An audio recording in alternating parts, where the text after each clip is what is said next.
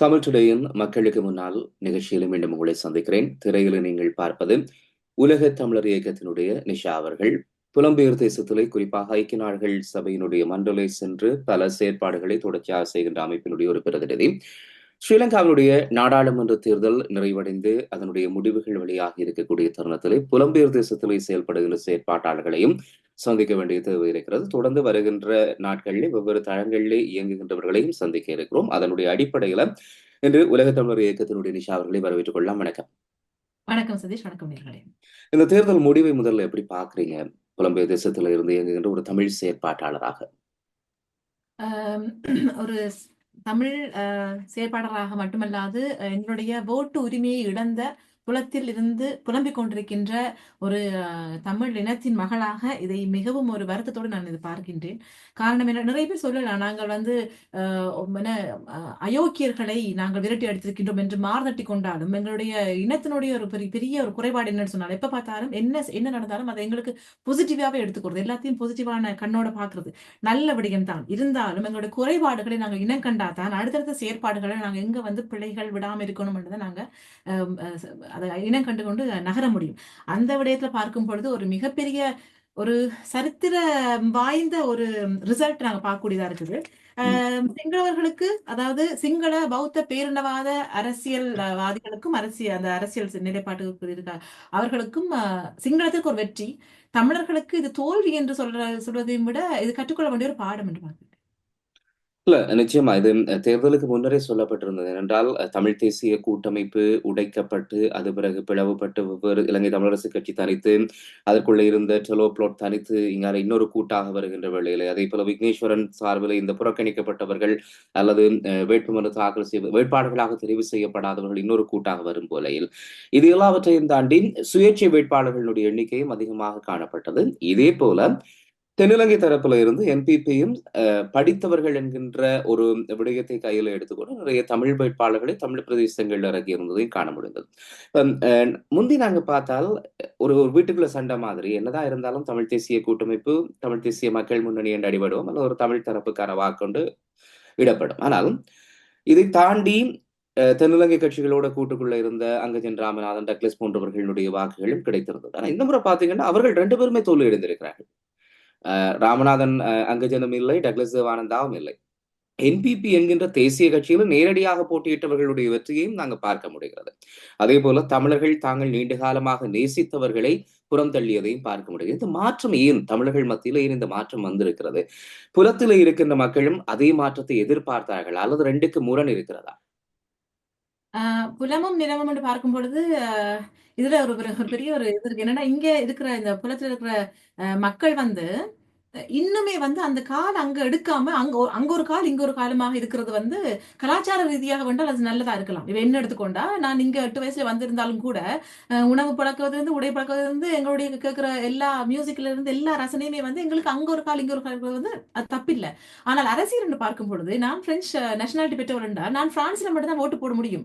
இதை விடுத்து நான் இங்க உள்ள அரசியல்ல நான் செயற்படாமல் அல்லது இங்க இருக்கின்ற ஐரோப்பிய ஒன்றியத்தினுடைய இடத்திலேயோ அல்லது ஜெனிவாலேயோ இருக்கிற மனித உரிமை அவையில நாங்கள் எங்களுடைய செயற்பாடுகளை தமிழர்களாக நாங்கள் அதை பிரதிபலிக்க அங்க போய் நாங்கள் செயற்படாமல் அரசியல் ரீதியாக நாங்கள் இலங்கைக்குள்ள என்ன செய்ய முடியும்? அப்படி பார்க்கும்போது அந்த இடத்துல புலத்திற்கும் நிலத்திற்கும் இருக்க வித்தியாசம் என்னன்னு சொன்னால், புலத்தில் இருக்கிற மக்கள் தங்களுடைய கையில் இருக்கக்கூடிய ஓட்டு உரிமையை ஒரு பிரெஞ்சு நபராக, ஒரு பிரிட்டிஷ் நபராக, ஒரு சுவிஸ் நபராக நாங்கள் இங்குதான் அந்த செயற்பாடுகளை செய்ய வேண்டும். அதாவது எங்களுடைய நீதிக்கான பொறிமுறைகள் எங்கெங்கெல்லாம் உலகத்தில் இருக்குதோ அங்கெல்லாம் செய்ய வேண்டும். நிலத்தில் இருக்கிற மக்கள் அவர்களுடைய அந்த அதிகாரத்தை அவர்கள் ஓட்டு உரிமையிலே அவர்கள் செய்வதற்குரிய வழிவகுப்பை நாங்கள் செய்யணுமே தவிர இங்கிருந்து பணம் அனுப்பி விட்டு அங்க ஆர்ப்பாட்டம் பண்ணுங்க, அங்க இவங்களுக்கு ஓட்டு போடுங்க, அவங்களுக்கு ஓட்டு போடுங்கன்னு அவங்க டிரெக்ட் பண்ணக்கூடாது. நாங்கள் முதலாளிகள் அல்ல அவர்களுக்கு. அதை முதல் நாங்கள் விளங்கி கொள்ளணும். இரண்டாவது நீங்க சொன்னது போல அந்த லிஸ்ட் ஒன்று சொன்னீங்க, அங்கஜன், அதுல நாங்க சுமந்திரன் சொல்லிக் கொள்ளலாம். அவருக்கு மிகப்பெரிய ஒரு தோல்வியாக இது இருந்திருக்கின்றது. ஆனால் அது ஒரு மறைமுக வெற்றியோ என்று கேள்வி கேட்க வேண்டியிருக்கிறது என்றால் அவருடைய மிஷன் கம்ப்ளீட்டட் என்னை பொறுத்த வரைக்கும். அவர் வரை சிறப்பா செய்யறாரு நான் தோணுது எனக்கு. என்ன மிஷன் என்று சொல்லி நீங்க சொல்றீங்க? என்ன பொறுத்த வரைக்கும் அது அந்த வீட்டை சிதைச்சாச்சு, அடித்தளத்தை நுறுக்கியாச்சு. இப்ப வீடு இல்ல. சிதைவுக்கு காரணம் யார்? அவருடைய வார்த்தை ஜாலங்களால மக்களை குழப்பியாச்சு. அது அவர் விரும்பி செய்தாரோ விரும்பாம செய்தாலோ அவருக்கு ஒரு மிஷன் கொடுக்கப்பட்டதா அல்லது யார் அதுக்குள்ள நான் போக இல்லை. ஆனா என்ன பொறுத்த வரைக்கும் இது சுமந்திரன் போன்றவர்கள், சுமந்திரன் மட்டுமல்ல, இங்க புலத்துல இருந்து மக்களை திசை திருப்புகின்ற சில பேர்களும் அவர்களுடைய யார் என்று நான் அடையாளம் காட்டு எனக்கு அடையாளப்படுத்த எனக்கு தெரியாது. ஆனா என்ன பொறுத்த வரைக்கும் புலத்துல இருக்கிற மக்களையும் நான் குறை சொல்லுவேன். அங்க மக்கள் வந்து இவ்வளவு தூரத்துக்கு பிளவுபட்டு நிக்கிறதுக்கு இந்த ஒரு நிலைப்பாடும் பிழையானது. ஏனென்றால் இங்க ஒரு கால் அங்க ஒரு கால் வச்சுக்கொண்டு அதோடு சரியான முறையில மக்களை திசை திருப்பி விட்டதா அல்லது அவர்களுக்குரிய என்ன சொல்றது ஒரு பொருளாதார தேவைகளை மட்டும் நாங்கள் பார்த்தோமே தவிர அவர்களுக்குரிய அரசியல் அமைப்பை செய்வதற்கான அந்த மாற்றத்தை செய்வதற்கான ஆப்ஷன் நாங்க என்ன கொடுத்தோம் அவங்களுக்கு. அவங்களுக்கு நாங்கள் வந்து கால் பூட்டுறதுக்கு பணம் உதவி கொடுத்திருக்கிறோம். அவர்களுக்கு தையல் வாங்கி கொடுத்திருக்கின்றோம். அவர்களுக்கு கோழி பண்ணை வச்சு கொடுத்திருக்கிறோம். ஆனால் அரசியல் ரீதியாக செயற்பாடுகளை அவர்களுக்கு நாங்கள் வேற என்ன செய்திருக்கின்றோம்? போராட்டம் செய்வதற்கு பணம் அனுப்பிவிட்டு அங்கிருந்து அவங்கள வழி நடத்துற மாதிரி அவங்களோட பேசக்கூடாது, இங்க போகக்கூடாது, ஐநாள் அப்படி போனா இப்படித்தான் இருக்கணும்னு சொல்லிட்டு அவர்களை நாங்கள் திசை திருப்பின்றோமா? இந்த கேள்வியை புலம்பெயர் அமைப்புகளும் புலம்பெயர் தேசத்து மக்களும் கேட்க வேண்டும். எனக்கு நான் முடிஞ்சதை செய்கிறேன் என்று சொல்றது இல்லை. நான் வந்து இறந்ததுக்கு பிற்பாடு எனக்கு சொர்க்கத்தில் ஒரு இடம் வேணும் என்றால் நான் யாருக்காவது புண்ணியம் பண்ண வேண்டும். இது இல்ல அரசியல். அது அது அது வந்து ஒரு சுயநலமான ஒரு தேவை, ஒரு மன்றாட்டு கடவுளோடு உங்களுக்கு இருக்கக்கூடிய ஒரு உறவை தவிர உங்களோட புண்ணிய தேடலையும் அரசியல் தேடலையும் மிக்ஸ் பண்ணிக்கொள்ள வேண்டாம். எல்லாம் முடிஞ்சது, நாங்க இனிமேல் இருக்கிற மக்களையாவது காப்பாற்றுவோம் என்று எண்ணிக்கொண்டு முடிஞ்சதை செய்யறதுக்கு வந்து எங்களுக்கு பிரபாகரன் மாதிரி ஒரு தலைவர் தேவையில்லை. முடிஞ்சதை செய்வன் தமிழன் அல்ல, முடியாதையும் செய்ய துணிந்தவன் தான் தமிழன். எனவே அதற்குரிய வழியை நாங்கள் வழிவகுத்துக் கொண்டிருக்கின்ற ஆக்களை இடம் கண்டுகொண்டு இனம் கண்டுகொண்டு அதுக்கு பின்னால நாங்க போறதுக்கு தவறு இருக்கணும். புலம்பெயர் மக்கள் என்று சொல்லுவேன். நீங்க அதுல வந்து சுமந்திரன் சொன்னீங்க, சித்தார்த்தன், அங்கஜன், பிள்ளையான் கருணா, டக்ளஸ் போன்ற ஆட்களுடைய தோல்விகளை நாங்கள் பார்த்திருக்கின்றோம். இவர்கள் இனி மக்களால் வெறுத்து ஒதுக்கப்பட்டிருக்கின்றார்கள் சொல்லலாம். ஆனால் இனி என்ன நடக்கும் என்று நாங்கள் உடனே நிறைய பேர் சொல்றாங்க. நீங்க சொன்ன மாதிரி ஒரு மிஷனோடு சிலர் செயற்படுவார்களாக இருந்தால் நிச்சயமாக பின்கதவால் அவர்கள் நாடாளுமன்றத்திற்கு செல்லக்கூடிய வாய்ப்புகளை உருவாக்கி கொள்ளலாம், அல்லது அந்த வாய்ப்புகள் அவர்களுக்கு கொடுக்கப்படலாம். அது இனி வருகிற நாட்கள்ல தான் நாங்க தெரிய முடியும். ஏன்னா மக்களினுடைய அந்த வாக்களிப்பை மதிப்பார்களாக இருந்தால் அவர்கள் அந்த பின்கதவால் உள்ளே செல்ல மாட்டார்கள், ஒதுங்கிக் கொள்வார்கள். அடுத்து வரக்கூடிய 5 ஆண்டுகளும் மக்களுக்கான பணியை செய்வார்கள். அதன் மூலமாக மக்கள் திருப்பி வாக்களித்தால் நாடாளுமன்றம் செல்லலாம். ஆனால் இதுல இன்னொரு விஷயத்தை நீங்க பாத்தீங்கன்னா, தமிழ் தேசியம் தோற்றுவிட்டது என்கின்ற ஒரு தோற்றப்பாடொன்று பேசப்படுகிறது. இந்த தேர்தலினுடைய முடிவுகளை வைத்துக் கொண்டு பார்க்கும்போது தமிழ் தேசியம் தோற்றுவிட்டது. மக்கள் பெரிதாக விரும்புவது ஒரு அபிவிருத்தியை அல்லது மக்களுக்கு அதை தாண்டி தமிழ் தேசியம் என்பதை தாண்டி மக்கள் வேறொரு விடயத்தை எதிர்பார்க்கிறார்கள், அல்லது தமிழ் தேசியத்தின்பால் மக்களுக்கு அதை பற்றுவது இருக்கிறது. இந்த தமிழ் தேசியத்தை இந்த தலைவர்கள் சொல்லிக்கொண்டு ஏமாற்று வேலையை செய்து கொண்டிருந்தவர்களை வீட்டுக்கு அனுப்பி இருக்கிறார்கள். அப்படியும் பார்க்கலாம். 2 வகையாக இதை பார்க்க வேண்டியிருக்கிறது. நீங்க எப்படி இதை அணுகுகிறீர்கள்? இந்த தமிழ் தேசியம் இந்த தேர்தலில் தோற்றுவிட்டது என்கின்ற ஒரு பேச்சு இருக்கிறது, அதை எப்படி அணுகுறீங்க? தமிழ் தேசியம் என்றால் என்ன என்ற ஒரு டெபினிஷன் எங்களுக்கு இதுவரைக்கும் இல்ல. தமிழ் தேசியம் இப்ப தமிழகத்தை எடுத்துக்கொண்ட திராவிடமும் தமிழ் தேசியம் 2 கண்கள் என்ற விடத்தில் அதுல தமிழ் தேசியம் என்னென்று கேள்வி எழுப்ப வேண்டிய ஒரு தேவை இருக்கிற மாதிரி இங்க தமிழ் தேசியம் என்ன எக்கனாமிக்கல் ரீதியாகவா அல்லது உரிமைக்காகவும் எங்களுடைய எக்கனாமிக்கல் அதாவது சாதாரண உணவு உறைவிடம் என்கின்றதை மட்டும் பேசுவது தமிழ் தேசியம். இதை நாங்க ஒப்போஸ் பண்ண வேண்டிய அவசியம் இல்லை. ஏனென்றால் அரசியல் என்பது இந்த 3 அடிப்படை உரிமைகளையும் உறுதி செய்வதுதான் அரசியல். அப்ப இதை நாங்க ஒப்போஸ் பண்ணி பார்க்க வேண்டிய அவசியம் இல்லை நான் நினைக்கிறேன். தமிழ் தேசியம் என்னென்றால் என்னுடைய சொந்த மண்ணில் நான் உரிமையோடு நான் தமிழனாக வாழ்வதற்கு வழிவகுவிடம் செய்வதுதான் அரசியல். அதுதான் ஒரு நல்ல அரசியல்வாதி. இப்ப எங்களுடைய இப்ப இருக்கின்ற ஐநாவில் சொல்வார்கள், சுபாஷினி சொல்லும்போது சொல்வாரு, அவர் எக்ஸலன்சி பிரசிடென்ட் என்ன கொஞ்ச நாளைக்கு முதல் சொன்ன 57வது கூட தொடரல ரணில் விக்ரமசிங்க சொல்லி போட்டு அந்த எலெக்ஷனுக்கு முடிய ஒரு 2 கிழமைக்கு பிறகு சொன்னவ அவர் எக்ஸலன்சி பிரசிடென்ட் அனுரகுமார. அவங்களோட உள்ளுக்கள் எதுவும் மாறவே கிடையாது, அப்படியே தான் இருக்கும். ஏன் சொல்றேன்னு பிறகு சொல்றேன் என்னன்னா அதே மாதிரி டிஸ்கோர்ஸ் அப்படித்தான் இருக்குது. மனித உரிமை அவைகளையும் வெளிநாட்டு தளங்களையும் அது அனுரா வந்தா என்ன, என்ன ரணில் வந்தா என்ன, கோத்தபாய வந்தா என்ன, இங்க வந்து ஒரே மாதிரி தான் அவங்களுடைய டிஸ்கோர்ஸ் வெளிநாட்டு தளங்கள் இருக்கு. அது ஒரு பிராக்கெட்ல சொல்லிக்கொண்டு கேட்ட கேள்விக்கு வரேன். தமிழ் தேசியம் என்று பார்க்கும் பொழுது நீங்க கேட்ட கேள்வி மறுபடியும் ரிப்பீட் பண்ண முடியும்? தமிழ் தேசியம் தோற்றுவிட்டது என்கின்ற ஒரு கருத்துண்டு அல்லது ஒரு பேச்சொண்டு இருந்து கொண்டிருக்கு இந்த தேர்தலினுடைய முடிவுகளை வைத்து பார்க்கும்போது. அப்படியான தோற்றப்பாடு ஒன்று பேசப்படுகிறது. அதை நீங்க எப்படி அணுகுறீங்க என்று தான் கேட்கிறேன். மக்கள் வெவ்வேறு நிலைகளை சொல்லியிருந்தேன். மக்கள் தமிழ் தேசியம் பேசியவர்கள் தமிழ் தேசியத்தை பேச்சளவில் மட்டும் வைத்துக் கொண்டிருந்தவர்களை ஒதுக்கி இருக்கலாம். அல்லது அதை தாண்டி மக்களுக்கான தேவைகள் வேறு இருக்கிறது என்கின்ற அடிப்படையில் வேற வேட்பாளர்களை வேறு நாடாளுமன்ற உறுப்பினர்களை தெரிவு செய்திருக்கலாம். அப்படி அந்த அந்த கருத்தை நீங்க எப்படி பாக்குறீங்கன்றது? இடையில அந்த ஐநாடு இது சொல்லும்போது டக்குனு என்னுடைய எண்ணம் அங்கல சிதறிட்டு எனக்கு காரணம் என்னன்னு சொன்னா, அந்த தமிழ் தேசியம் என்பது இலங்கையால எப்படி இலங்கை கவர்மெண்டால எப்படி பார்க்கப்படுதுன்னு பார்க்கும் பொழுது, இப்ப இருக்கிற அனுராவால அது புறக்கணிக்கப்படுகின்றது. நாங்கள் எல்லோருமே இலங்கையர் என்று சொல்ற ஸ்ரீலங்கன் என்று சொல்றாரே தவிர, தமிழர்கள் என்ற ஒரு அடையாளத்தை அவர் மறுதளிக்கிறார் எங்களுக்கு. அப்ப இனி தமிழ் தேசியத்திற்கு என்ன இப்ப அதே அந்த மக்கள் வந்து இப்ப யாருக்கு ஓட் பண்ணிருக்காங்கன்னு சொன்னா என்பிபி, அதாவது ராஜபக்சாக்களை விரட்டி அடிக்க வேண்டும் என்ற ஒரு வெறுப்பு வாக்கு தான், விருப்பு வாக்குன்னு சொல்றாங்க. இது வெறுப்பு வாக்கு தான் வந்து இப்ப அனுராக்கு வந்திருக்குது. அதையும் விட தாண்டி அவர் ஒரு ஹீரோயிக் ஃபிகர். மற்றது வந்து எனக்கு சில ஒரு ஒரு ஒரு ஆச்சரியமான விடயம் என்னன்னு சொன்னால், இந்த முன்னாள் போராளிகள் சொல்லக்கூடாது, போராளி இங்கு வாழ்ந்து கொண்டிருக்கின்ற போராளிகள் பேசும் பொழுது கூட அனுரா வந்து எங்களை மாதிரி தான் இருக்கிறார், அவருடைய நட உடை எல்லாம் எங்களை மாதிரி இருக்குது, ஒரு போராளிகளுடைய பிம்பம் இருக்குது, அவர்ல எங்களுக்கே ஒரு ஈர்ப்பு வருதுன்னு சொல்லும் போது மிக ஆபத்தான ஒரு விடயமா நான் இதை பாக்குறேன். ஏனென்றால் அனுராவுக்கு இருக்கின்ற அந்த ஒரு ஹீரோயிக் ஒரு ஃபிகர், அந்த ஒரு ஒரு அலை வந்து இப்ப இந்த என்பிபி கட்சிக்கா ஜேவிபி கட்சிக்காக இது கிடைக்கல நான் நினைக்கிறேன். இந்த ஓட்டு வந்து விழுந்தது வந்து அனுர அனுராவுக்கு என்ற தான். முகத்துக்காகத்தான் அது அதிகமான ஆமா, இடங்கள் வாக்காக மாறி இருக்கு. கண்டிப்பாக. அப்ப இது வந்து ஒரு எங்களுடைய தலைவர் என்ற ஒரு ஒரு ஒரு ஆளுக்கு பதிலாக, நான் சொல்றது சில பேருக்கு மன வருத்தமா இருக்கலாம், இன்னொரு ஹீரோவ நாங்க அடையாளப்படுத்த, அதுவும் ஒரு சிங்கள தேசத்துல வர அடையாளப்படுத்துறது கொஞ்சம் வந்து நெருடலா இருக்குது. அவர் வந்து அவருடைய சமுதாயத்துக்கு ஹீரோவா இருக்கலாம். ஏனென்றால் அவர் செய்கின்ற செயற்பாடுகளை நீங்க இனி பார்க்கத்தானே போறீங்க. இனி கொஞ்ச நாள் கொடுப்போம். நீங்க சொல்றீங்க, எல்லாருமே சொல்றீங்க, ஏன் அவசரப்பட்டு நீங்க அவரை வந்து ஒரு முத்திரை குத்துறீங்க எல்லாம் சொல்றீங்க. சரி, பொறுத்திருந்து பார்ப்போம் என்ன நடக்க போகின்றது என்பதனை.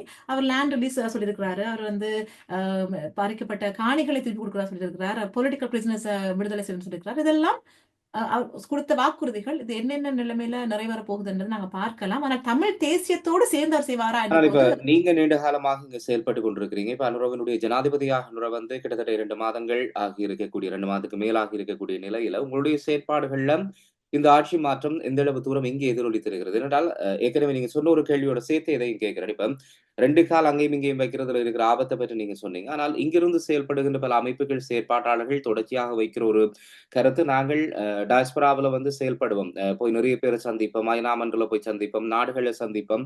ஆனால் அவர்கள் எங்களோடு பேசும்போது ஒன்றை சொல்வார்கள், ஒன்று உத்தரவாதம் கொடுப்பார்கள். ஆனால் பிறகு இலங்கையில இருந்து, தாயகத்தில இருந்து வாக்களித்து தெரிவு செய்யப்பட்டு வரக்கூடிய நாடாளுமன்ற உறுப்பினர்களோடு பேசுகின்ற வேளையில், அவர்கள் இதற்குடந்தையாக இல்லாமல் வேறொன்றை பேசினால், வெவ்வேறாக இது வந்து எங்களுக்கு முரணாக இருக்கு. சில பேரை குறிப்பிட்டு சில பேரை சொல்லியிருப்பார்கள். இவர்கள் எங்களுக்கு ஒத்துழைப்பதில்லை. இந்த நாடாளுமன்ற உறுப்பினர்களோடு எங்களால் தொடர்ந்து வேலை செய்ய முடியாம இருக்குன்றெல்லாம் சொல்லிக்கொள்ள, இப்ப இந்த சூழல் எப்படி போகப் போகிறது? ஏனென்றால் பெரும்பாலானவர்கள் சிங்கள கட்சியைச் சார்ந்தவர்களாக இருக்கப் போகிறார்கள், ஒன்று.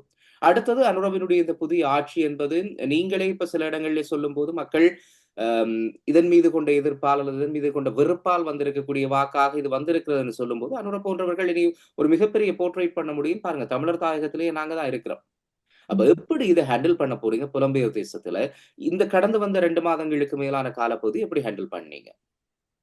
உண்மையா பார்க்க நான் சொன்ன மாதிரி அதான் அந்த பிராக்கெட்ல சொன்னபடி மிக முக்கியமான விடயம். அங்க அவர் இலங்கையினுடைய ஸ்ரீலங்காவினுடைய பிரதிநிதிகள் வந்து ஐக்கிய நாடுகள் மனித உரிமை அவையில பேசும்போதோ அல்லது ஐரோப்பிய ஒன்றியத்தில் பேசும்போதோ, அன்றிலிருந்து இன்று வரை ஒரு துளி அளவேனும் அவர்களுடைய நிலைப்பாடு மாறவில்லை. அது சந்திரிகா வந்தால் என்ன, ராஜபக்சாக்கள் வந்தால் என்ன, எந்த அரசாங்கம் வந்தால் என்ன, அது இந்த முதலெல்லாம் முன்னோர்கள் சொல்வார்கள் என்ன, மோதகமா இருந்தா என்ன, இதா இருந்தா கொழுக்கட்டையா இருந்தா உள்ளுக்கு இருக்கிற ஒரு இடையம் ஒன்றுதான். அது மாதிரிதான் இது எந்த ஒரு நிலைப்பாட்டில் மாறாமல் அது அவர்களுடைய அந்த நிகழ்ச்சி நிரல் ஒரே மாதிரி தான் இருக்கிறது. அதாவது தமிழ் தேசியம் என்பதை அவர்கள் இப்ப இருக்கிற கவர்மெண்ட்ல அனுராட கவர்மெண்ட்ல தமிழ் தேசியம் என்றதை அவர்கள் மறுக்கிறார்கள். முந்தையவர்கள் வந்து விடுதலை புலிகள் மேல் வந்து குற்றம் சாட்டுறதும், சைல்ட் சோல்ஜர் சிறுவர்களை அவர்கள் போராளிகளாக இணைத்துக் கொண்டார்கள் என்பதில் வந்து ஒரே குறியா இருக்கும். இந்த டிஸ்கோஸ் மாற போறது இல்லை, அதே மாதிரி தான் இருக்குது. அப்ப இந்த இதுக்கு மற்ற இன்னொரு சொன்னீங்க கேட்டிருந்தீங்க, அங்கிருந்து வருகிறவர்களுடைய பங்களிப்பின்னு பார்க்கும்போது அரசியல்வாதிகளாக இங்கே அவர் வருவது கிடையாது. இது பல இடங்களில் நான் சொல்லியிருக்கிறேன். என்ஜிஓக்களாகத்தான் அவர்கள் இங்கே அடையாளம் காணப்படுகின்றனர். ஆனால் நாங்கள் பிரைவேட்டா மீட் பண்ணும்போது அவர்களை நாங்கள் அரசியல்வாதிகளாக, அதாவது எங்களுடைய கஜேந்திரகுமார் பொன்னம்பலம் எம்பியாகவோ அல்லது செல்வராஜா கஜேந்திரன் வரும்போதோ அல்லது ஸ்ரீயண்ணன் வரும்போதோ சிவஞானம் ஸ்ரீதரன் வரும்போதோ அவர்கள் எல்லாரும் வந்து நாங்கள் அவர்களுடைய அதாவது அவருடைய சொல்லுக்கு ஒரு பெருமதி இருக்கத்தான் செய்கின்றது. இருந்தாலும் இங்கே எங்களுடைய லீகல் ஸ்டேட்டஸ், நாங்கள் ஐநாக்குள் போகும்போது நாங்கள் வந்து நான் கவர்மெண்ட் ஆர்கனைசேஷன், அங்கே இலங்கை நொன் என்ற சொற்பதம் இருக்கிறது. மக்களுடைய பிரதிநிதிகளாகத்தான் அவர் செயல்பட்டார்கள். மக்கள் வந்து என்ன நினைக்கிறார்களோ அதை பிரதிபலிக்க வேண்டும் என்கின்ற ஒரு நிலைமைப்பாடு, ஒரு கடமைப்பாடு அவரிடம் இருக்கின்றது. எனவே இங்கு உள்ள ஒவ்வொரு செஷன்கள் நடக்கும் போது அல்லது மீட்டிங்கள் நடக்கும் போது நாங்கள் அவர்களை வந்து மக்களுடைய பிரதிநிதிகளாகத்தான் நாங்கள் அழைத்து செல்கின்றோம். இங்கு ஸ்ரீலங்காவினுடைய என்ஜிஓக்கள் வரும்போது கூட அவர்களும் இலங்கை மக்களுடைய பிரதிநிதிகளாக அவர்கள் இங்கே கொண்டு வரப்படுகின்றார்கள். அதில் நிறைய தமிழர்களும் உள்வாங்கப்படுகின்றார்கள். நிறைய ஒவ்வொரு சிங்கள பேஸ் இருக்கக்கூடிய அமைப்புகள் வந்து தமிழர்களுக்காக பேசிவிட்டு செல்கின்றன. ஆனால் தமிழர்கள் அதை தவறிக்கொண்டே வருவதைத்தான் நாங்கள் பார்த்துக் கொண்டிருக்க வேண்டியது. இதுதான் உலக தமிழ் இயக்கமாக நாங்கள் தொடர்ந்து வலியுறுத்தி வருகின்றோம். தயவு செய்து மக்களை விழிப்படையுங்கள். இந்த பக்கத்தில் இருக்கின்ற விடயங்களை நாங்கள் பாவிக்காமல் இலங்கையில் இப்படி நடந்து நாம் வெறும் ஒப்சர்வர்ஸாக இருக்கிறோம். அரசியல் ஆய்வுகள் ஒப்சர்வராக இருந்து கொண்டு ஒரு பசிவான ஆக்டிவிட்டியில் இருக்கிறது எங்களுக்கு அது உடன்பாடு கிடையாது. நாங்கள் அதை மாற்றுவதற்குரிய சக்தி எங்களிடம் கையில் இருக்கும் போது ஏன் நாங்கள் ஒன்று நடந்ததுக்கு பிறகு அதை நாங்கள் கூற வேண்டும்? இன்னொன்று, கடந்த காலங்களில் நீங்க எடுத்து பார்த்தால் அதிகப்படியான தமிழ் பிரதிநிதிகள் அங்கு வாக்களித்து தெரிவு செய்யப்பட்டார்கள். அதுல பல பேர், நான் பேரை குறிப்பிடாட்டிலும் சிலர் வந்து இங்க புலம்பெயர் தேசத்தில் இருக்கின்ற அமைப்புகளுடைய நிகழ்ச்சி நிரல் செயல்பாடுகளுக்கு ஒத்துழைக்காமல் இருந்தவர்கள் இங்கே வந்து நீங்க சந்திக்கிற அதே பிரதிநிதிகளை சந்தித்து மாற்று கருத்துக்களை சொல்லி குழப்பியதுகளை நாங்க பார்த்திருக்கிறோம், அறிந்திருக்கிறோம், தெரிந்திருக்கிறோம். ஆனால் இப்போது தெரிவு செய்யப்பட்டிருப்பவர்கள் ஒப்பீட்டளவில் பார்க்கும்போது கடந்த காலங்களிலும் இங்கிருக்கின்ற பல அமைப்புகளோடும் செயற்பாட்டாளர்களோடும் இணைந்து செயல்பட்டவர்கள் தான் இருக்கிறத காணக்கூடியதாக இருக்கிறது. ஆனால் எண்ணிக்கை குறைந்திருக்கிறது. அதனுடைய எண்ணிக்கை வந்து குறைந்திருக்கிறது. இருப்பவர்கள் ஓரளவுக்கு ஒத்தோடக்கூடியவர்களாக இருப்பதை போல தெரிகிறது. இது பலமா பார்க்கிறீங்களா, பலவீனமா பார்க்கிறீங்களா உங்களுடைய செயற்பாடுகளுக்கு? செயற்பாடுகளுக்கு இப்ப எடுத்துக்கொண்டால் இப்போ சாணக்கியனாக இருக்கட்டும் அல்லது பொன்னம்பலம் கஜல்குமாரா இருக்கட்டும் அல்லது ஸ்ரீயனனா இருக்கட்டும் எங்களோட குறிப்பாக உலக தமிழர் இயக்கத்தோடு இணைந்து வந்து இங்கே ஐநா வரை வந்து எங்களுடைய செயற்பாடோடு நேரே சரிக்கு சமமா நிற்பவர்கள் தான். எந்த ஒரு முரண்பாடும் எங்களுக்கு வந்தது கிடையாது. அது வேறு கட்சியிலிருந்து வந்தவர்கள் கூட அப்படித்தான். தமிழ்நாட்டிலிருந்து வருபவர்கள் கூட எங்களுடைய நாங்கள் சொல்லுகின்ற தமிழ் தேசியத்தோடு நிற்கக்கூடியவர்கள் தான். அதுல எந்த பிரச்சனையும் கிடையாது. இப்ப புதுசாக வந்து அர்ச்சுனா டாக்டர் அந்த டீம் வந்திருக்கு, ஒரு சீட் அவர்களுக்கு கிடைத்திருக்கு. அவர்களுடைய செயற்பாடுகள் எங்களுக்கு இன்னும் தெரியவில்லை. அது நாங்கள் பாசிட்டிவாக இளைஞர்கள் வந்திருக்கிறார்கள், அவர்களை நாங்கள் வரவேற்க வேண்டும் என்று நாங்கள் பார்த்தாலும் அது நிறைய விமர்சனங்கள் இருக்கும். அந்த அவருடைய விமர்சனங்கள் தெரிவு தொடர்பில் கடுமையான வாத பிரதிவாதங்கள் இருந்து கொண்டிருக்கிறது. இனிவரும் நாட்களில் ஒரு நாடாளுமன்ற உறுப்பினராக அவர் எப்படி செயல்பட போகிறார் என்பதை பொறுத்துத்தான் அவருக்கான அடுத்த கட்ட நகர்வுகள் அல்லது தெரிவுகள் இருக்கும் என்று நினைக்கிறேன். அத வந்து குறை சொல்றதுக்கும் அதை விமர்சிக்கிறதுக்கும் எனக்கு ரைட்ஸ் கிடையாது. என்னென்றால் அவரை தேர்வு செய்த மக்கள் அங்குள்ள மக்கள். இனி அவர் இங்கே வந்து எங்களோடு இணைந்து எப்படி வேறு செய்வார்னு பார்த்து தான் நாங்கள் விமர்சிக்க முடியும். எனவே விமர்சனம் எங்களுக்குள்ள இருந்து விடக்கூடாது. அப்படியே விமர்சனம் இருந்தாலும் அது ஆரோக்கியமான ஒரு கன்ஸ்ட்ரக்டிவான ஒரு விமர்சனமாக இருக்க வேண்டும் என்பதுதான் உலக தமிழர் இயக்கத்தினுடைய செயற்பாடு எப்போதும் சிந்தனையாக இருந்திருக்கின்றது. புது கவர்மெண்ட் வந்துட்டுது. புது செயற்பாடுகள் அல்லது ஒரு அப்டேட் பண்ண வேண்டிய தேவை உலக தமிழர் இயக்கத்துக்கும் இருக்கிறது நிச்சயமாக. ஏனென்றால் எதிரி யார் என்று சொல், அதை வைத்துதான் எங்களுடைய செயற்பாடுகளை நாங்கள் திட்டமிட முடியும். நீங்க சொன்ன மாதிரி தமிழ் தேசியத்தை மறைத்து நாம் எல்லோருமே ஒரே நாட்டை சார்ந்தவர்கள் என்கின்ற ஒரு போர்வையோடு அனுர குமாரவினுடைய இந்த ஆட்சி பீடம் ஏறப்பட்டிருக்கின்றது. அவர்கள் தொடர்ந்து ஆட்சி நடத்தப் போகிறார்கள். பெரும்பான்மை கிடைத்திருக்கிறது. எனவே அடுத்து ஒரு பெரிய அரகலிய மாதிரியான ஒரு போராட்டம் வருமா என்பதே ஒரு மிகப்பெரிய கேள்வியாக இருக்கிறது. அந்த அளவு தூரத்துக்கு பெரும்பான்மை வந்திருக்கிறது.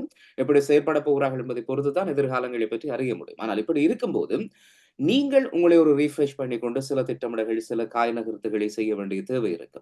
அப்படி நீங்கள் எதிர்காலத்துல என்னென்ன விடயங்களை வைத்திருக்கிறீர்கள், எப்படி நகர்த்த போகிறீர்கள் என்று ஏதாவது இருக்கிறதா? தொடர்ந்து எங்களுடைய செயற்பாடுகள் எடுத்துக்கொண்டால் அடுத்தடுத்து வருகின்ற இந்த செஷன்கள் அது ஒரு இன்ஃபர்மேஷனுக்காக சொல்லிடுறோம், பதிவு பண்ண வேண்டும் என்பதற்காக.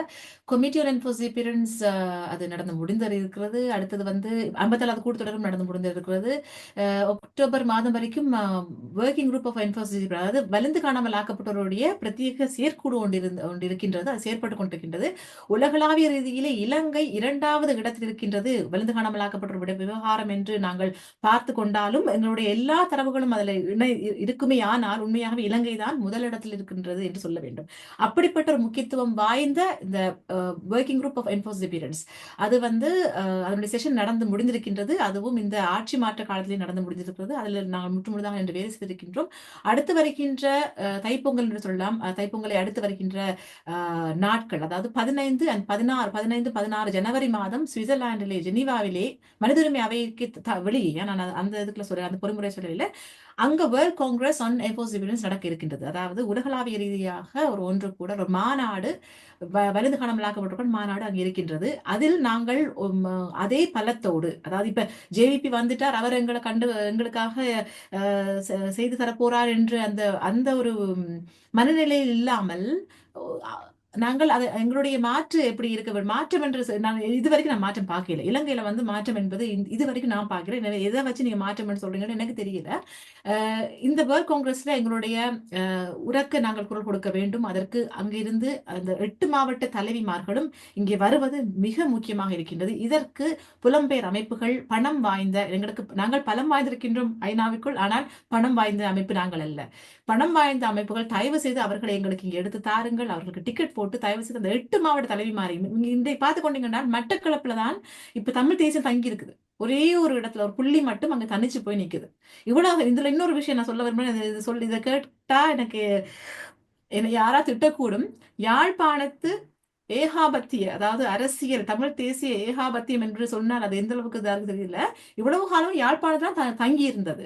ஆனால் இன்று அங்கேயும் தோல்வி, தமிழ் தேசம் தோல்வி அடைந்திருக்கிறது நாங்க பாக்குறோம். இதை நான் சொல்லும் போது சில யாழ்ப்பாணத்து மக்கள் அவங்க என்ன ஒரிஜினல் தெரியாது. நான் சொல்லும் போது சில பேர் அது கோவப்படுறாங்க. இல்ல அது வந்து அப்படி நீங்க பார்க்க கூடாது அப்படின்ட்டு. ஆனா எப்படி அது மட்டக்களப்புல சாத்தியப்பட்டது? மட்டக்களப்புல இன்னும் வந்து அனுராவினால் அதை குழப்ப முடியாம தான் இருக்குது, சுமந்திரனால குழப்ப முடியாம இருக்குது. ஆனா யாழ்ப்பாணத்து மக்களும் பிளவுபட்டு நிற்கிறாங்க. அதுல வந்து ஒருவேளை பிளவுபட்டதா, நிறைய சுயேட்ச குழுக்கள் இருந்தபடியினால் அது பிளவுபட்டதா, அது அது விவாதிக்கலாம். இருந்தாலும் இந்த அதை தாண்டி எனக்கு நீங்க சொன்னதுல ஒரு கேள்வி, இதைத்தான் நான் ஆரம்பத்துல கேட்டிருந்தேன். தமிழ் தேசியம் என்பது ஒரு வாக்கரசியல் தான் தமிழ் தேசியமா?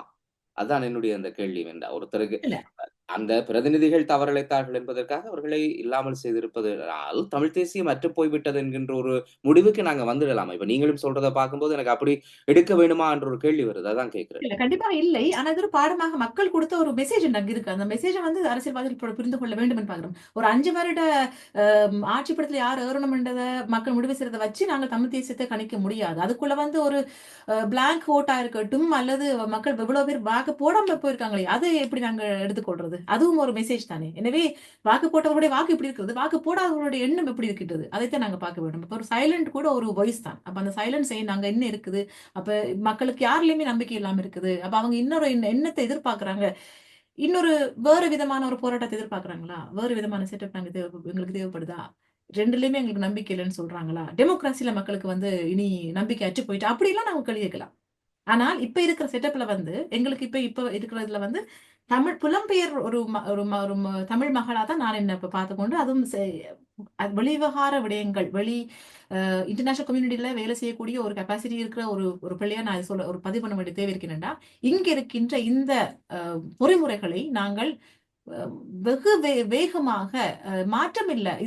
அதே வேகத்தோட எங்களுக்கு மேதகு தலைவர் பிரபாகரன் எங்களுக்கு விட்டு சென்ற அதே செய்தியோட நாங்க போகணும் தவிர, இதுல ஒண்ணும் புதுசா மாற்றம் செய்ய வேண்டிய அவசியம் இல்லை. இருக்கிறத ஒழுங்கா பாவிக்கணும்னு நான் நினைக்கிறேன். நான் ஏற்கனவே சொன்ன மாதிரி 15, 16 ஜனவரி பொங்கலுக்கு அடுத்த நாளே நான் சொல்றேன்டா, பொங்கு தமிழாக நாங்கள் கொண்டாட வேண்டிய நிகழ்வு ஏதாவது இருந்தால் தயவு செய்து இங்க வந்து பொங்குங்கள், இங்க வந்து நீங்க அதை செய்யுங்கன்னு நான் கேட்டுக்கொள்றேன். அது ஒரு மிகப்பெரிய ஒரு நிகழ்வு. இதுல நாங்க வந்து வலிந்து காணாமல் ஆக்கப்பட்டவருடைய பிரதிநிதிகளாக நாங்கள் அனைவரும் 1,46,679 பேர் காண இல்லைன்னு சொல்றது அது மும்மடங்கா பார்க்கப்பட வேண்டிய எண்ணிக்கை. அனுரா வந்தபடினால எங்களுக்கு அதனால எந்த ஒரு உள்நாட்டு பொறிமுறையும் எங்களுக்கு அது தராது என்பதை பதிவு செய்ய வேண்டிய ஒரு இடம் இங்கே இருக்கின்றது. அதே மாதிரி எதிர்வருகின்ற 25ஆம் தேதி நவம்பர் மாதம், இதுலயும் ஒரு முக்கியமான டேட் என்னென்றால் நவம்பர் 25 இருந்து 27 வரைக்கும் எங்களுடைய மாவீரர் நாள் வரைக்கும் இருக்கக்கூடிய ஒரு விடயம் forum on business and human rights அங்க நடக்க இருக்கின்றது. அதாவது வர்த்தகமும் ஹியூமன் ரைட்ஸ் மனித உரிமைகளும் எப்படி இந்த உலகை ஆண்டு கொண்டிருக்கின்றது, அதனூடாக எப்படி நாங்கள் இந்த உலகை எதிர்க்கலாம், எப்படி நாங்கள் மனித உரிமையை நிலைநாட்டலாம் என்று இந்த அனைத்து வல்லரசுகளும் சேர்ந்து பேசுவார்கள். அங்கேயும் நாங்கள் சென்று, இது 13வது செஷனா இருக்குது, அங்கேயும் நாங்கள் சென்று வர்த்தகத்தால பாதிக்கப்பட்ட எக்கனாமிக்கல் டவுன், நாங்கள் அதை பத்தி தான் பேசிக் கொண்டிருக்கிறோம். இதை இந்த இடத்துல பேசணும், இந்த நாட்களில் பேச வேண்டும். இதை நாங்கள் செய்தே ஆக வேண்டும். அடுத்தது ஃபோரம் ஆன் மைனாரிட்டி, சிறுபான்மை மக்கள் வந்து அங்க இணைஞ்சு அங்க 17வது செஷன் நடக்குது 28ல இருந்து 29. எனவே 25ல இருந்து 29 வரைக்கும் தொடர்ந்து எங்களுக்கு அங்க வேலை இருக்குது ஐநாவில். இது வந்து ஐக்கிய நாடுகள் அவைக்குள்ளே நடக்குது. அதுலயும் நாங்கள் வந்து பெரிய அளவுல நாங்க சிறுபான்மையா பார்க்கும்பொழுது இப்ப நாங்க அந்த சிறுபான்மையும் இல்லாமல், அந்த தேசிய இனமும் அடையாளமும் இல்லாமல் நாங்க இலங்கையர்கள் என்று ஒட்டுமொத்தமாக நாங்கள் அழைக்கப்படுகின்றோம். அப்படி பார்க்கும்போது எங்களோட ஐடென்டிட்டி வந்து போய்கொண்டே இருக்குது என்று சொல்லி நாங்க சொல்ல வேண்டிய இடம் இது. அப்ப இந்த இடத்துல தமிழர்கள் சிறந்து சிறந்து வந்து சேரணும். அதே மாதிரி சிஇஆர்டி அதனுடைய 114வது செஷன் நடக்க இருக்குது. 25 நவம்பர்ல இருந்து 13 டிசம்பர் வரைக்கும் தொடர்ந்து நடக்க இருக்குது. அது மாதிரி 14 அக்டோபர்ல இருந்து கடந்து நடந்து முடிஞ்சது 8 அக்டோபர் வரைக்கும் சிசிபிஆர்ல எல்லாம் நிறைய விடயங்கள் நடந்து கொண்டே ஒவ்வொரு நாள் நடந்து கொண்டு இருக்குது. ஆனா இனி வருகின்ற விடயங்கள் பார்க்கும்போது அடுத்தது வந்து அடுத்த செஷன் 58வது செஷன் நடக்க இருக்கின்றது மார்ச் மாதத்தில், பிப்ரவரியிலிருந்து மார்ச் மாதத்தில். அதிலேயும் நாங்கள் எங்களுடைய உனக்கு நாங்கள் இப்ப இனப்படுகொலை என்பது வந்து தொடர்ந்து நடந்து கொண்டே இருக்கின்றது என்பதை நாங்கள் வலியுறுத்தி ஆக வேண்டும். சில பேர் கேட்கலாம், இனி என்ன இனப்படுகொலை, அனுரா வந்தாச்சு, இனி எல்லாம் முடிந்து விட்டது, எல்லா இறந்த மாவீரர்களுக்கு ஒரு சல்யூட், போராடிய அவர்களுக்கு சல்யூட், என்போர்ஸ் அப்பியரன்ஸால அந்த அங்கு நடந்து கொண்டிருக்கின்ற போராட்டங்களை இப்படி நிப்பாட்டி விட்டு நாங்கள் இனி எங்களுடைய வேலைகளை பார்ப்போம், அனுரா குமாரா இனி பார்த்துக் கொள்ளுவார் என்று சொல்லுமே. ஆனால் அங்கே சிங்களம் என்று சொல்லக்கூடாது, சிங்கள பௌத்த பேரினவாத அரசினுடைய அந்த நிகழ்ச்சி நிரல் வென்று விட்டது என்று பொருள். அது நாங்க இதுக்குத்தானே இவ்வளவும் என்று கேள்வி எழுப்ப வேண்டும். நிஜமா. நீங்க சொன்ன மாதிரி அதே போல நீங்க ஒண்ணு குறிப்பிட்டீங்க. மாற்றம் என்று சொன்னத சொன்னீங்க. நான் அந்த ஆட்சி மாற்றத்த தான் குறிப்பிட்டிருந்தேன். ஆட்சியாளர்கள் மாறி இருக்கிறார்கள். அது ஆட்சி மாற்றமா, காட்சிகளினுடைய மாற்றமான்றதெல்லாம் நாங்கள் பொறுத்திருந்து தான் பார்க்க வேண்டும். அதுக்கு ஒரு நீண்ட கால பயணம் இருக்கிறது. என்ன நடக்கப் போகிறது என்பதை உன்னிப்பாக எல்லாருமே அவதானித்துக் கொண்டிருக்க வேண்டிய தேவை இருக்கிறது. தாயகத்திலே வாக்களித்தவர்கள், வாக்களிக்காதவர்கள், வாக்களித்து நாடாளுமன்றத்துக்கு அனுப்பப்பட்டிருக்கின்ற நாடாளுமன்ற பிரதிநிதிகள், புலம்பெயர் தேசத்திலிருந்து செயல்படுகின்ற உங்களைப் போன்றவர்கள், எங்களைப் போன்றவர்கள் என்று எல்லோருக்குமே அதனுடைய ஒரு மிகப்பெரிய கடமை ஒன்று காத்திருக்கிறது. ஏனென்றால் ஒரு மிகப்பெரிய அலை என்றதை தாண்டி ஒரு சுனாமி என்றுதான் இப்ப இதை சொல்கிறார்கள், என்பிபியினுடைய இந்த வெற்றியை. எனவே ஒட்டுமொத்தமாக சமூக அரங்குக்கு அல்லது சர்வதேச அரங்குக்கு அவர்கள் வருகின்ற வேளையிலே நான் விரும்பாவிட்டாலும் கூட அவர்கள் ஸ்ரீலங்கன் என்கின்ற ஒரு போர்வையிலே தான் வரப்போகிறார்கள். ஏனென்றால் தேர்தல் முடிவுகள் அப்படி அமைந்திருக்கு. அப்படி இருக்கும்போது தமிழர் தரப்புக்கு ஒரு மிக பாரிய பொறுப்பு இருக்கிறது. எங்களுக்கு நடந்ததை திருப்ப திருப்ப சொல்வதும் அதற்கான பயணத்திலே இன்னும் வேகமாக நகர வேண்டிய தேவை என்பது நிச்சயமாக இருக்கிறது. எனவே அதற்கு உங்களை போன்றவர்கள் இங்கிருந்து செயல்படுகின்ற இன்னும் பல அமைப்புகளுடைய செயற்பாடுகள் இன்னும் வேகமாக இருக்கும் என்று நம்புகிறேன். நன்றி நிஷா. உலக தமிழர் இயக்கத்தினர் அத்தனை பேருக்கும் இந்த நேரத்தில் நன்றி, இணைந்து உங்களுடைய கருத்துக்களை பகிர்ந்து கொண்டதற்காக. இன்னொரு படியும் நான் சொல்ல வேண்டும், புலம்பெயர் தேசத்தில் இங்க பாரிஸ்ல கூட, ஏன் இந்த ஆபீஸ் என்னுடைய இந்த ஆபீஸ்ல கூட லாச்சபெல்லாம் இருக்குது. இங்க ஜேவிபியினுடைய கட்சிக்காரர் ஒருவர், ஒரு பெண்மணி, என்னை ஒரு பல மாதங்களுக்கு முன்னால் அவன் சந்திச்சிருந்தார். அதற்கு வழிவகுத்து கொடுத்தவர் ஒரு தமிழர், ஒரு போராளியாக இன்னொரு மாற்று இயக்கத்தை சேர்ந்தவர். அப்ப அவங்கள் எல்லாம் வந்து இங்க வரைக்கும் வந்து இங்க பாரிஸ்ல ஒரு கூட்டம் ஒன்று நடந்தது. அப்ப அவர்களுடைய வீச்சு எவ்வளவு பெருசா இருக்குது. இங்க வரைக்கும் வந்து அவர்கள் வந்து அவ்வளவு பறந்து செயல்படுறாங்க. நீங்க கண்டிருப்பீங்க, பாரிஸ்ல கூட ஒரு பெண்மணி வந்து டிக்டாக்ல வசனம் பேசியதுனால முட்டையால் அடிவாங்கன்னு சந்தர்ப்பம் பார்த்திருப்பீங்க. சிங்கள மக்களுடைய அந்த அது ஒரு சாதாரண சிங்கள பெண் தான். அவர்களுடைய செயற்பாடுகள், அவர்கள் வந்து அடுப்படையில நான் போதும், எனக்கு நான் இது பண்ணா போதும், சமைச்சா போதும், பிள்ளைகளை பார்த்த போதும் இல்லை. அவங்க முற்றுமுழுதாக அரசியல்ல தோன்றி இருக்கிறாங்க. ஆனா அரசியல் பண்ண வேண்டிய நாங்கள் அதை விட்டு விலகி வெறும் கொமமரேஷன், அதாவது மெழுதிரி ஏற்றி விட்டு வணக்க நிகழ்வு செய்வது, யாராவது இறந்திருந்தாங்கன்னா அவங்களுக்கு கண்ணீர் அஞ்சலி செய்வது, இதோடு நின்று கொள்கின்றோம். இதை நாங்க தவிர்த்து விட்டு தயவு செய்து எல்லோருமே அரசியல் செயற்பாடுகள், அரசியல் சாக்கடை கிடையாது. அரசியல் சாக்கடை என்று சொல்வதற்குள்ள அழுக்கு இருக்கு நான் நினைக்கிறேன். அரசியல் என்பது தூய பணி, அதை சரியாக செய்ய வேண்டும். தலைவர் செய்தது, மேதகு பிரபாகரன் அவர் செய்தது ஒரு நல்ல ஒரு அரசியல். அது ஆயுதமேந்தி தள்ளப்பட்ட ஒரு அரசியலை தவிர அவர் செய்ததும் ஒரு அரசியல் தான். இன்று அதாவது ஆயுத போராட்டம் மௌனித்திருந்தாலும் போராட்டம் மௌனிக்கவில்லை. எனவே போராட்ட களம் மாறி இருக்கின்றது. அது பன்னாட்டு தளங்களில் இருக்கின்றது. அந்த போராட்டத்தில் இணைந்து கொள்ள ஒவ்வொருவரும் நீங்கள் உங்களுடைய ஆயுதங்களை தீட்டிக் கொண்டு, அதாவது புத்தியை கூர்மையாக்கி கொண்டு, அறிவாயுதத்தை தீட்டிக் கொண்டு, தயவு செய்து இளையோர்களை இணைத்துக் கொண்டு இதில் எங்களோடு செயற்படுவார்கள் என்று அழைப்பு கொடுக்கின்றோம். நன்றி, நன்றி. உண்மையில எல்லோருக்குமே பொறுப்பு இருக்கிறது. அதை உணர்ந்து கொண்டு எல்லாருக்குமே உணர்வும் இருக்கிறது, பொறுப்பும் இருக்கிறது. தூண்டப்படுகிறது தான் அங்கே இருக்கிற பிரச்சனை. ஒரு சிலர் தொடர்ச்சியாக செயல்பட்டு களைத்து போயிருப்பார்கள். இன்னும் ஒரு சிலருக்கு தொடர்ச்சியான அவமானங்கள் பரிசாக கிடைத்திருக்கும். இன்னும் சிலருக்கு அவர்களுடைய வாழ்க்கை இன்னொரு பக்கத்தை நோக்கி நகர்த்தி போயிருக்கும். ஆனால் இங்கே தூண்டப்படுவதும் அதற்கான துலங்குதலை தொடர்ச்சியாக கொடுப்பதும் தான் இருத்தலுக்கான மிகப்பெரிய வழி. அந்த இருத்தலை தொடர்ச்சியாக இந்த இனம் செய்து கொண்டிருக்கும் என்று நம்புவோம். அதன்பால் பயணிப்போம். நன்றி, இணைந்து கொண்டதற்காக மீண்டும்.